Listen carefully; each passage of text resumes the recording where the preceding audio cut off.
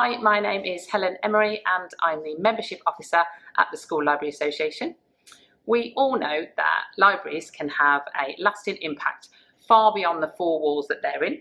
So my 5 top tips today are about reaching out to the wider community outside of your school. Tip number 1, reading groups. I loved running the community reading group that I did in school. We selected some students and invited them to ask their family. So there were some dads and some mums. It may be an older sibling, but it encouraged them to discuss their reading outside of a school context. With video calling the norm now, there are fewer barriers to running this sort of group. I remember having one boy who invited his dad whilst he was working out in Poland and he joined on Zoom. So it may be that you have to ask for signed consent forms for this sort of thing in advance, but the value of facilitating shared reading experiences with those outside of the school context in that sort of reading group setting, I think is really powerful. Top tip number 2, local celebrities. Now, when I say celebrities, I mean people outside of the school context who students may have heard of. So when I did this for a World Book Day assembly video, I asked people like the local MP, our mayor, the chair of governors. It might be that you ask a local radio DJ, or if you're lucky enough to have a local football team, ask one of the players. And they just did a soundbite of their favourite read. I compiled it together as a video to show to the students. I think not only does that show the students that people way outside of the school context are actually readers, it shows that those people that you ask that you're a key figure in the community as well as a school librarian.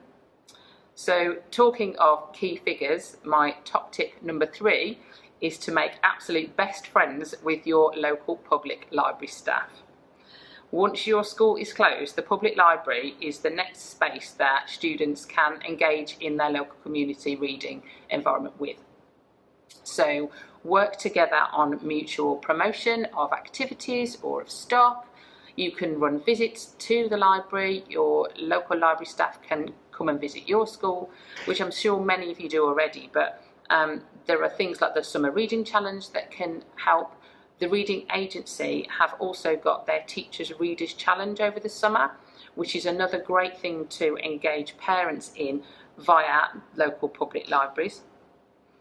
Included in this top tip, I'm going to mention your nearest literature festival. It may be that they can offer you free tickets. I worked with Lichfield Literature Festival and they ran a Young Critics scheme, so our students got free tickets to events in return for writing a review. So they wrote a review of the event and they got a free ticket. You may even want to invite the Literature Festival to use you as a venue, so they could run events for wider community using your library itself.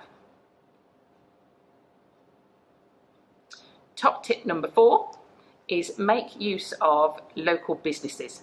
You might be quite surprised at the range of opportunities that open up to you if you engage with your local employers, maybe through parents. So I put a call out to our parents and ended up with a local food manufacturer providing me with some chocolate Easter eggs for my book-themed Easter egg hunt. Another example was that we asked the owner of our local independent bookstore to speak to A-level students about business studies. It was the business studies A-level students to talk about diversification of their company. So it may be a good way of engaging local businesses, and there are lots of potential that you could use for that. And finally, my top tip number 5 for reaching out to the wider community is to use social media.